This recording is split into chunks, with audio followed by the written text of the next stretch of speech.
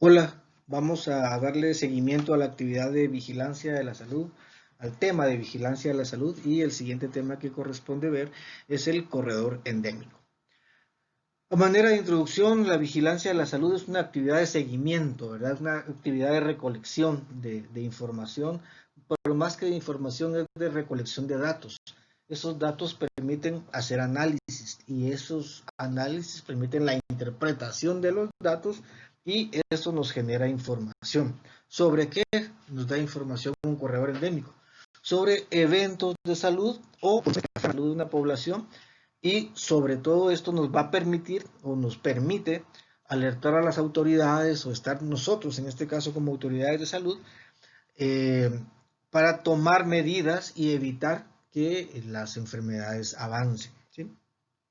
El proceso de la vigilancia, sobre todo en nuestras comunidades, en Diegues, que es nuestra comunidad, va enfocada mucho hacia la prevención de las enfermedades, hacia la detección de las enfermedades. Nosotros en Diegues, como parte de nuestro PPS, y ustedes en un par de años van a ser PPS, llevamos 3 corredores endémicos. Llevamos un corredor endémico de IRAS, que es infecciones respiratorias agudas superiores, un corredor endémico de síndromes diarreicos o de diarreas y un corredor endémico de neumonías, ¿sí? Vamos a ver nuestra agenda de hoy. La agenda de hoy incluye un breve repaso en la historia del corredor endémico, qué es el corredor endémico, para qué sirve, el objetivo, la utilidad, los elementos que lo componen y cómo se interpreta. Esta parte es la más importante, creo yo, de hoy, porque con esto vamos a seguir trabajando en el transcurso de la mañana. Historia del corredor endémico, pues no es tan anciano el corredor. Más o menos en 1930 se habla por ahí de un tipo que se llamaba Selwyn Collins, que él hizo los primeros análisis de los datos de epidemias de influenza, se recuerdan de la influenza española. Y desde ese tiempo, desde los años 30, ha sido muy utilizado. Esto es utilizado, ha sido siempre utilizado porque es muy fácil de hacer y la interpretación no es complicada siempre y cuando uno tenga el contexto de lo que está analizando, obviamente. Y sobre todo, una de las ventajas del corredor endémico es que permite conocer el comportamiento y evaluar cómo se comporta la enfermedad. Esto nos va a servir para decir si es una enfermedad que está habitualmente en nuestra comunidad, que sería una enfermedad endémica, o es una enfermedad en la cual se están aumentando los casos, es decir, una enfermedad que está siendo una epidemia. Entonces, si recuerdan, el concepto de epidemia puede ser interpretado, puede ser variado, ¿verdad? No es solo el aumento del número de casos.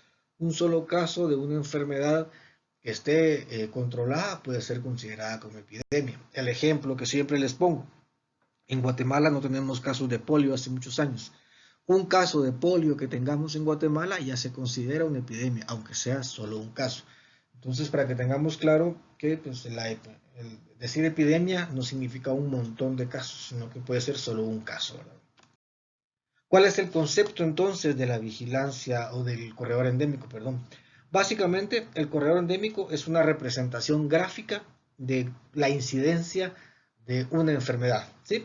Esta incidencia es comparada, o sea, la incidencia es el número de casos nuevos, es comparado con la incidencia histórica. ¿Qué quiere decir eso? Estamos comparando los casos nuevos que tenemos en un periodo de tiempo contra los casos nuevos que hemos tenido a lo largo, hacia atrás. Hacia atrás quiero decirles que es más o menos 5 a 7 años, ¿sí?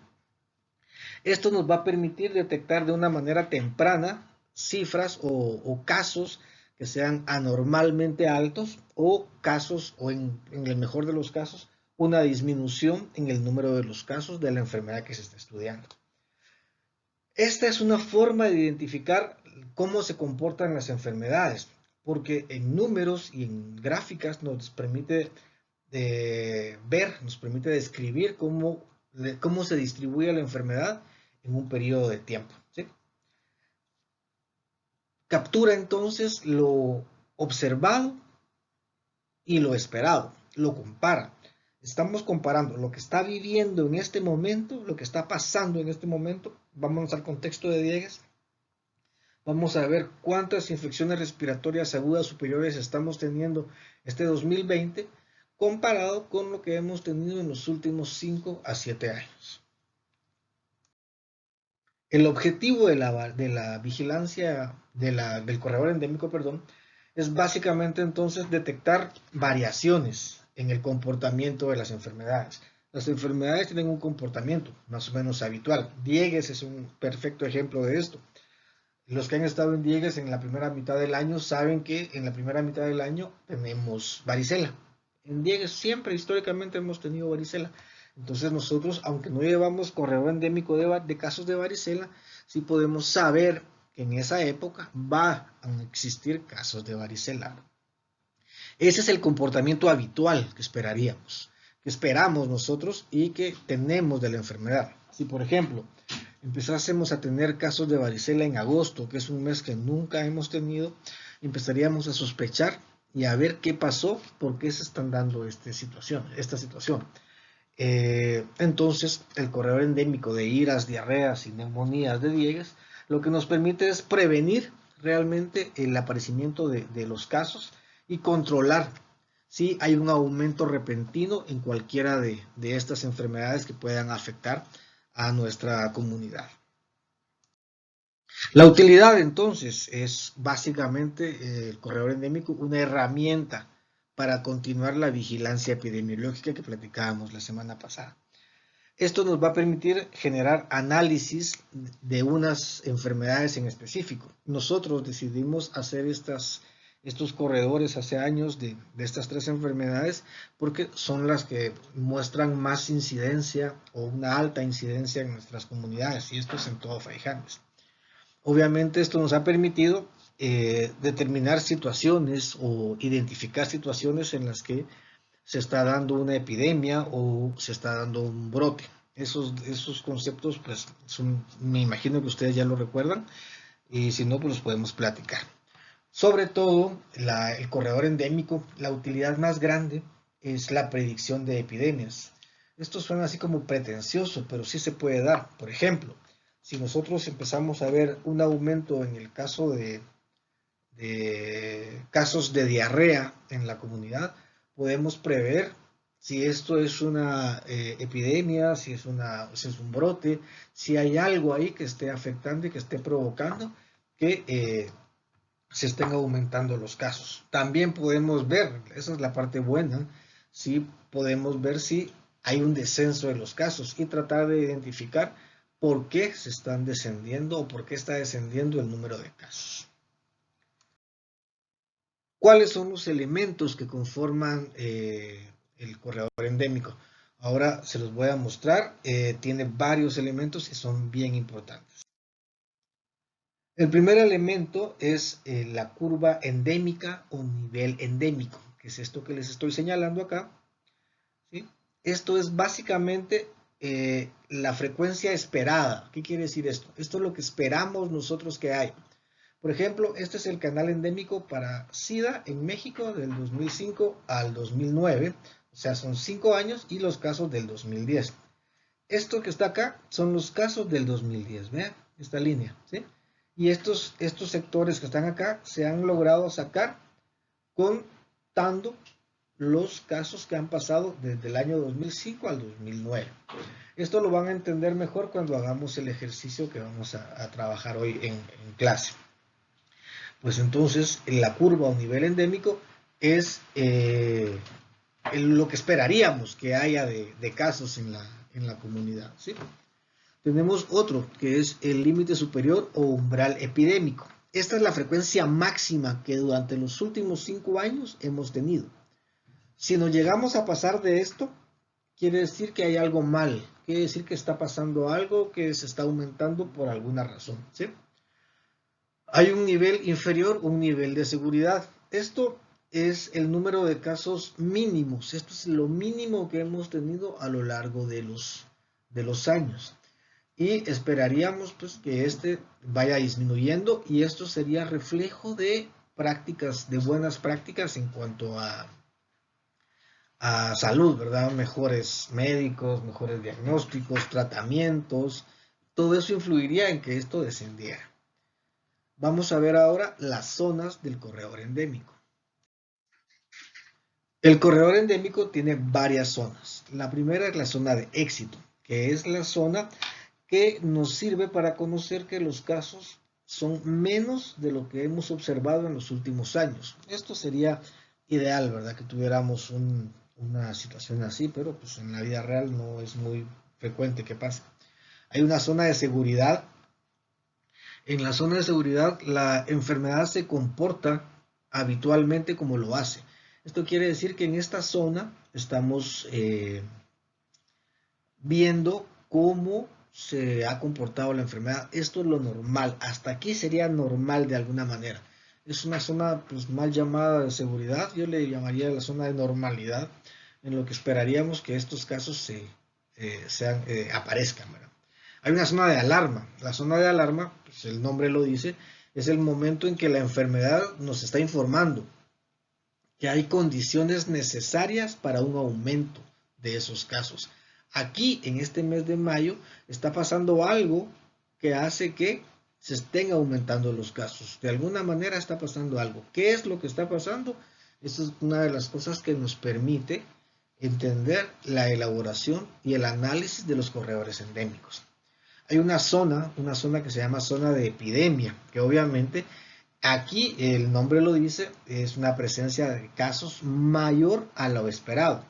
Aquí más que prevenir, lo que debemos enfocarnos es en detener la diseminación de los casos o el aumento de los casos, ¿verdad? El caso del coronavirus es un poco diferente porque parte de eso, del esfuerzo de controlar la diseminación y el aumento de los casos, en este caso fue las medidas de prevención. Creo que todos en la mayoría de enfermedades, parte de esta forma de controlar la diseminación y el aumento de casos es implementar medidas de prevención.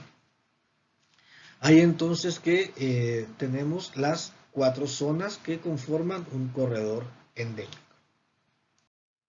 ¿Cómo se interpreta? Esta es la parte creo que más interesante de nuestro trabajo como médicos en los puestos de salud, hacer el análisis de este tipo de herramientas que nosotros mismos elaboremos. Cuando ustedes vuelvan de PPS en un par de años, el trabajo de sus compañeros de hace 10 años más o menos va a estar reflejado ahí y ustedes van a ir a aumentar un poco lo que están haciendo sus compañeros ahora y van a usar esos datos para hacer su interpretación. Por ejemplo, aquí podemos ver, este es un buen ejemplo de unas situaciones que en epidemiología les dice alguna gente, o van a encontrar ustedes que les dicen el disparo epidémico, que es un aumento brusco así de casos como acá, ¿verdad?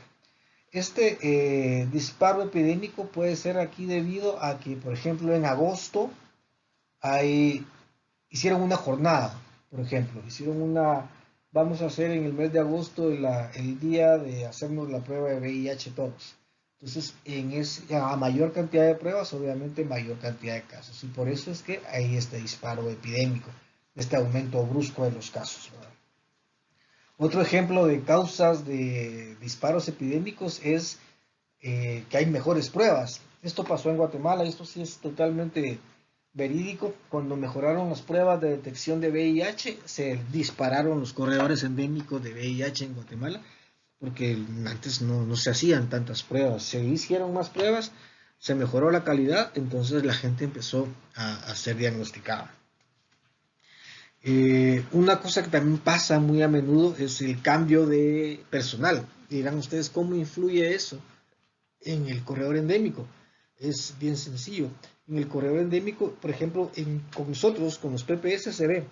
En diciembre los PPS se van como el 23, 22.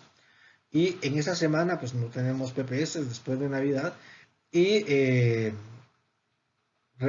ellos empiezan hasta enero, el 2 de enero. Entonces, esta última semana se ve el descenso de casos, así como acá, por ejemplo. Y de repente empieza a aumentar otra vez, ya cuando el PPS nuevo ha recibido la inducción y ha empezado ya a hacer diagnósticos, ¿sí? Estas serían otras causas de que se aumenten los casos. Una causa pues, frecuente, desgraciadamente, aunque esperemos que sea la mínima, es el error humano, ¿verdad? Que alguien se equivoque y ingrese un dato que no es, o que como nos pasó en Diegues alguna vez, tuvimos un alarmante número de casos de neumonía, pero en realidad no eran neumonías, sino que se había cambiado a alguien de personal que de los que ingresan datos y pues se entendía que un resfriado común se debía ingresar en la casilla de neumonía. Pues fue un error que afortunadamente no dio mayor problema, más que corregir y pues orientar al compañero de digitación para que ingresara los datos donde correspondía. Bueno, bueno, luego de la plática que hemos tenido, vamos a pasar a la siguiente actividad. La aplicación les va a ir indicando cada una de ellas. En esta oportunidad vamos a hacer 4 actividades, de las cuales una tiene que ser una tarea que van a entregar en el portal según las instrucciones que están ahí. Por favor, no dejen de hacerlas porque es parte de su evaluación de trabajo del día y va a formar parte también de su evaluación parcial. Gracias.